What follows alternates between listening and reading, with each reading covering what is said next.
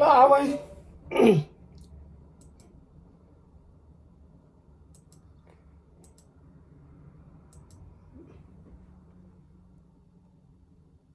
don't have to start yet. We're just making sure everything's ready to go over here. Sure, that's why I'm here, try to see if everything works. That's good. That's good. How's your day going? I doing good. I mean, thank you for inviting me back. Let me see if I can share. Okay, let me see that. That's a part. Share.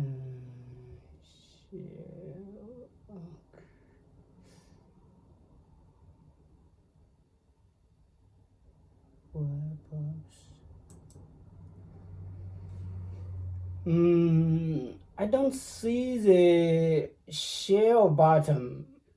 It's Should be at the bottom of the screen. Yeah, if you see it, there might be another screen behind your PowerPoint or something like that. If you click on no.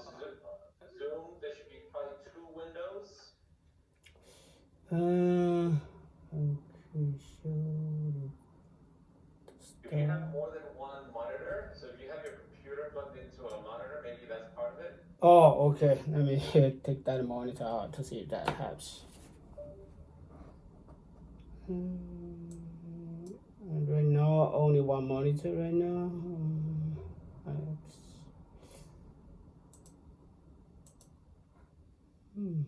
That's interesting. I don't see that. That's interesting. Participants invite, copy invite name, chart, show chart, caption, reactions. That's. So it'll be right in the middle in green. It'll say share. Oh, okay. I saw that. Yes. Thank you. Thank you. You want to practice? You want to just try that? Just make sure we're good. Okay, let me try that. Let me share that to see if you can see it. Looks good. You see it? Yeah. Okay, that's wonderful. Great. That's great. Okay. And then what you'll want to do is make sure you go into presentation mode. Yep. Click on that. Okay. Let me see that.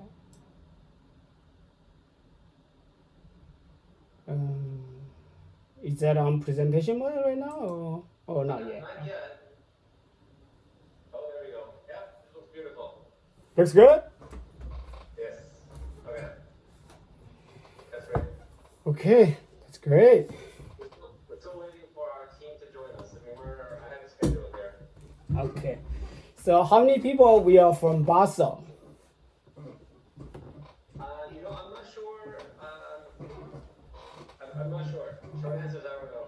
Okay. I apologize for not having the answer. It might be because it's time zone differences. We may not get anyone from Basel. Okay. And I apologize if that's the case. So, how do we say the name? Hammersmith? Excuse me? What is this Hammersmith Odeon? What is that? Yeah, that's the name of the conference room. Our company, led by our CEO, loves the band Queen. And so in this floor, the conference rooms are named after concert venues where the band Queen performed concerts. Oh, okay. So this is just one of many random names that you might see pop up in conference rooms. Great. Okay. Yeah. So after the seminar, so for the interview with Shelly, that would be a different room, right? So I log. That's right.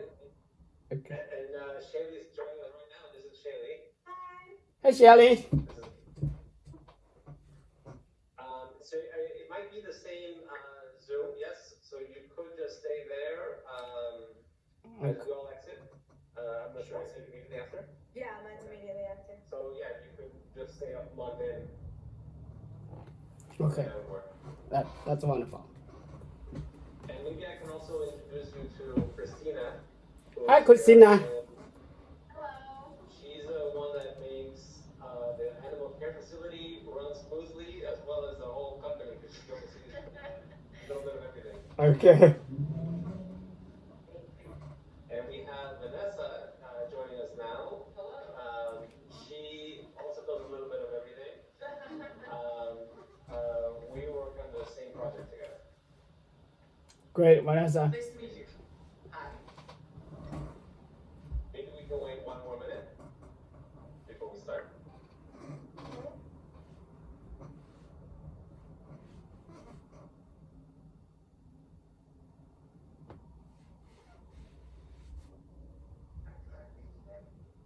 What's that? Back to back for you today. Yeah. 8 meetings. And somehow you have to find time to avoid them. Yeah. I have no idea. Time just shows up. Yeah. He's like little. What is it? What time turner? Yeah. Time turner. There you go. That's what we. Great job, Wine. Thank you. Yeah. And it is some conversation, which is always nice.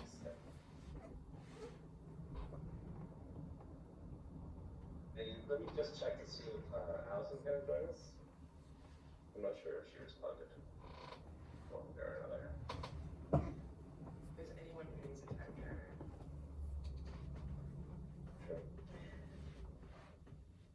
So perhaps maybe we can get started. Just, I want to make sure we have enough time for you, Michael, to go through your presentation. So I'm really excited to introduce Michael Lee to our team. Michael has a lot of experience from different backgrounds. Most recently, he was at Frontera Therapeutics as a scientist in vivo sciences and toxicology. Prior to being at Frontera, he was at Acceleron Pharmaceuticals, which is now Merck.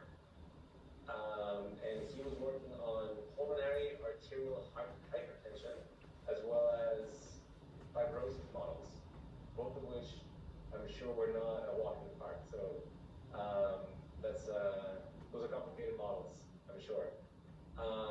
In addition to having an undergraduate degree from China, he got his master's from BU.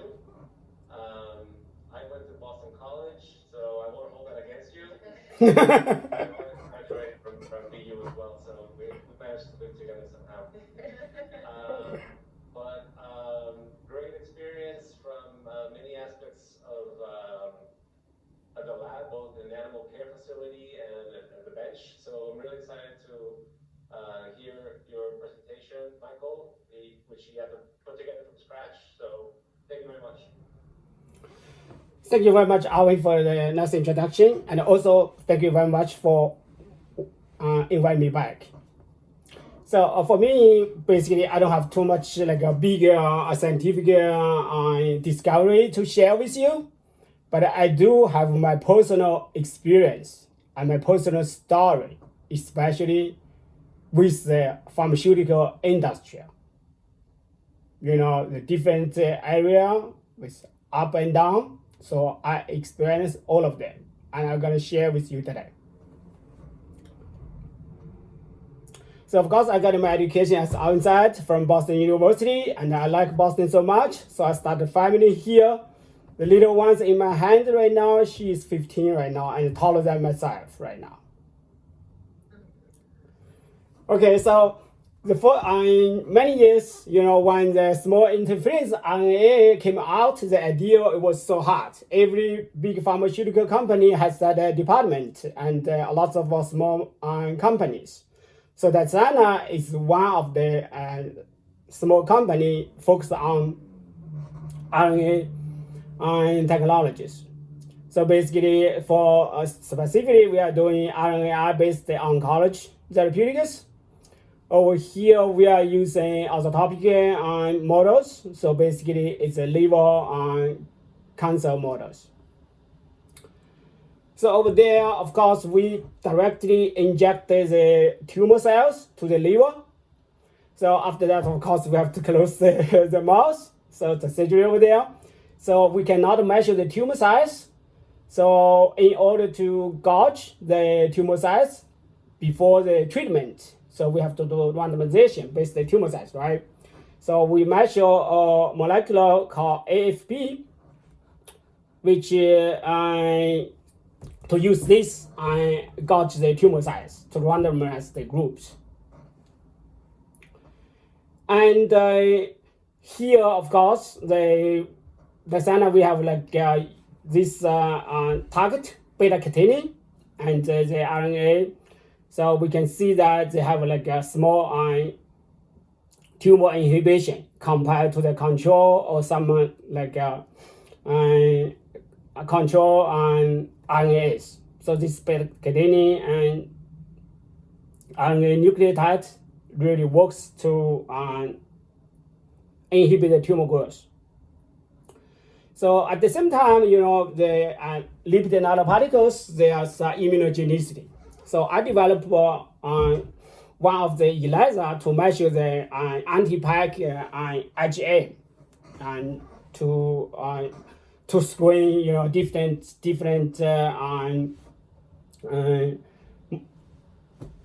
methylation modification, different lipid nanoparticles formulations. So this is one of the assay I did. So of course at that time, at that time when I joined this company, it's the end of the small interference RNA trend. So a small company, we just cannot get enough funds. So it's laid off like 90% of the people. So I left at the Sana to join Acceleron. Acceleron, which is, of course, it's doing the fusion protein antibodies, which is on the TGF-beta superfamilies. So over here we have oncology, fibrosis, and also anemia. There's three parts. So we have so my biggest excitement, achievement, I feel proud. We have 2 drugs on the market. One is called Reblazo, it's for beta thalassemia and MDS. And another blockbuster drug, it's like Arwen already told you guys at the earlier, it's pulmonary artery blood pressure. This is the reason Merck bought us at the end of 2021. And this drug just approved this year. It's already make $700 million for Merck in the first quarter of on the market. So it's going to be a blockbuster for Merck besides Keytruda. So I don't know if you're going to talk about this, but what is the mechanism of action of sotatercept? Sotatercept basically it's how do we say it's a TGF-beta ligands. Too much. So basically it's a ligand trap. It's too much of them, you cause too much fibrosis. And then we basically took out the TGF-beta ligands, and that's the action. So after of course one Merck bought us, just want the drug, so they laid off almost everybody. So at that time, the next trend, it's called gene therapy, especially AAV gene therapy was very hard at that time. So in like 2 months basically job search, I got 5 offers. Everybody is gene therapies, so it's too hard. So basically it's just in 2 years, right now, nobody believe AAV gene therapy that much anymore. So I have to look for my next job. So you can see that the pharmaceutical, the industrial, the trend up and down, it just goes fast. So on this company, I basically, it's very small. We have like pharmacology and toxicology together. And, I go there to establish the in-house animal capabilities. And we do non-GLP tox study in-house, screening, and but we do like GLP tox study and also the pivotal efficacy study use CROs. And also we have to use CRO academic labs to get these animal models. And another interesting things I was doing there is the AAV capsids evaluation by iris bioluminescence. So I'm going to show you a couple of slides. So this is the image. So based on the intensity of the color, you can see the expression of the target gene. So over here, so this is the capsid control, the standard.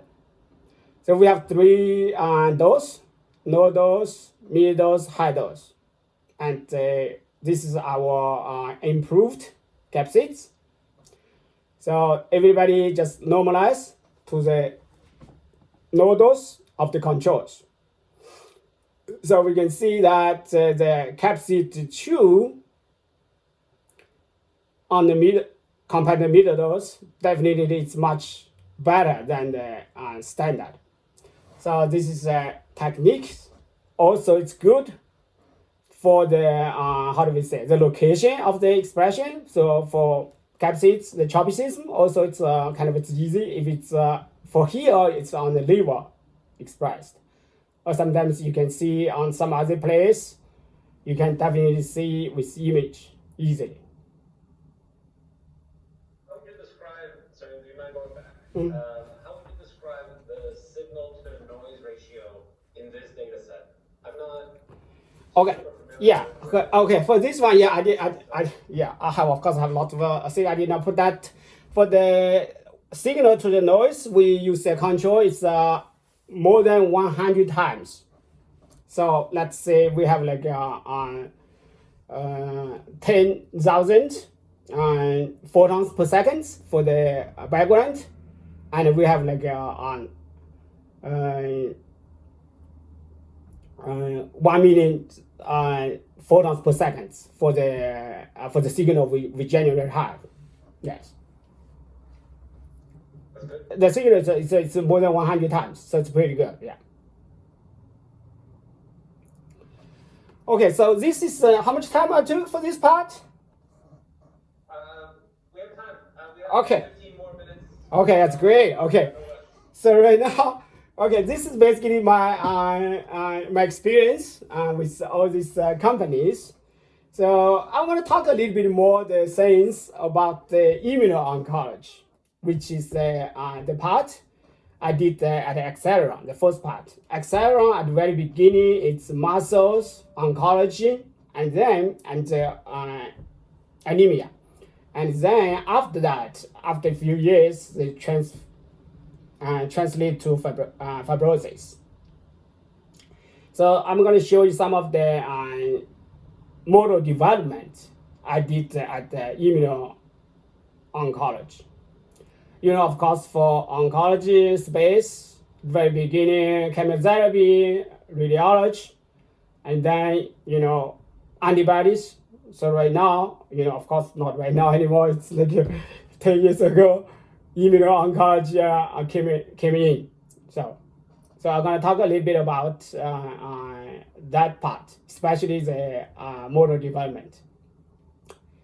At the first, of course, the job what I was doing there, I was showing this picture. I was doing the kidney cancer model at the very beginning at the company. At that time, you know, and this is like a xenograft. It's not immuno-oncology, just a regular. We are using the A498 cells, so we need a lot of cells, almost 10 million cells per animals in order for the tumor to grow.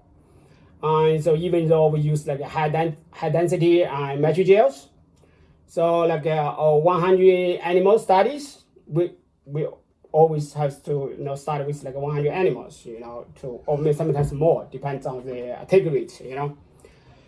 So in order for get this much cells, I need like almost 1,000 million cells. So that's a lot of cells. So I find out the 10-layer multi-layer flask is the best. Some people like the big bottles to do that, cell factory bottles look that, but I found out this 10-layer flask is the best, and I can comfortably handle it even by myself. Genuinely enough cells for the implementation of the studies.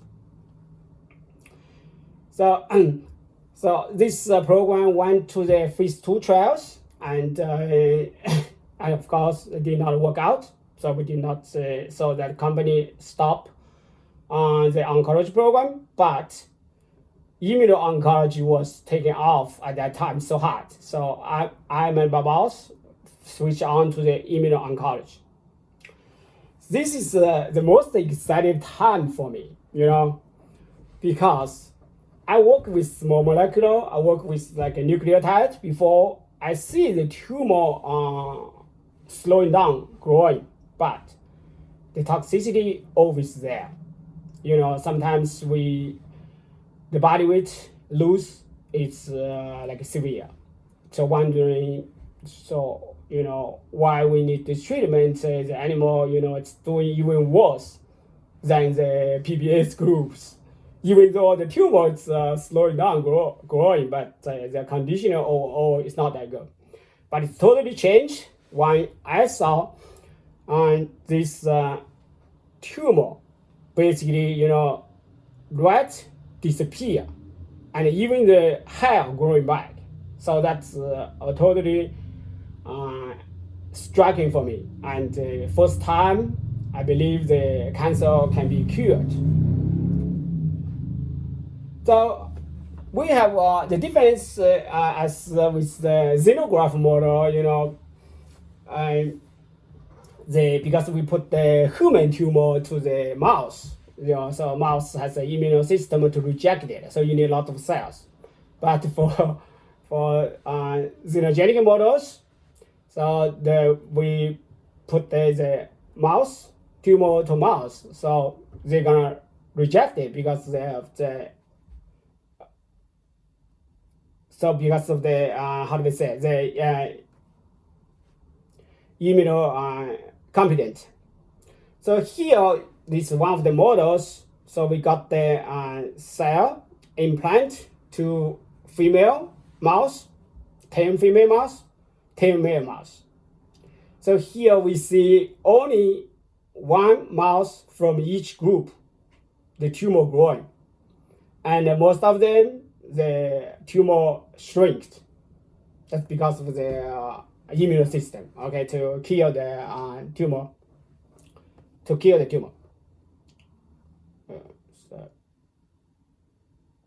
Okay, so the next step, we are getting the tumor from one of these growing tumors, make them to a subgenome.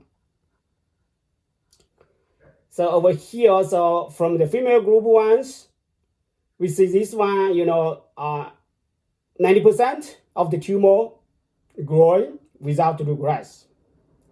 And on the male ones, we have 70%. So over here, so we say the female, this one 7F, this one is it's a one to choose to move forward to screen our molecules. So we basically use these subcanones. Michael, what was the process of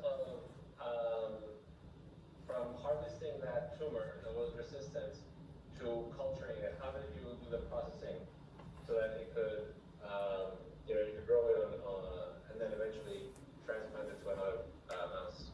Oh, okay. So basically, you just cut out the tumor, you smash it, and then put filter it, and then they grow just on the dish, like that, to get the subcanal. This one's easy. We don't even need to use any trypsin or collagenase to do that. Just smash it. The cell will be disseminated. Yes. Okay, so the first one we compare our molecular with the anti-PD-1. Of course, this one came out, the Keytruda, that's, of course, they are the best. So over here on Keytruda, we see 90% tumor completely regressed. Our vehicle, of course, nobody regressed. And then for our molecular, we see like 40%. Over here, we can see better. Over here. So this one is our own molecular 40% completed tumor regressions, and the anti-PD-1 like 80% tumor regress. This is after like 5 months.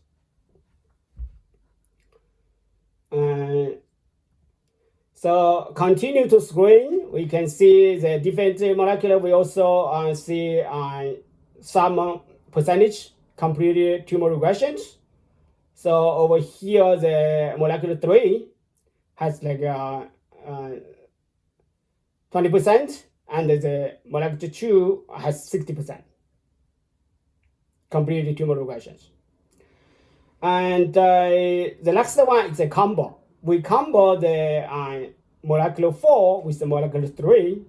So over here you can see for the vehicle, we saw that there's one regressed, But for some other study, we don't see it. So this is expected. Like I did the model development before that, we saw one, regressed. But 90% is the tumor growth.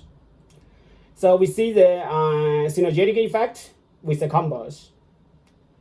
So we can see from this survival percentage, we can see that the combo is 70% on tumor regressions. The 3 and 4 like as 30 and 40%.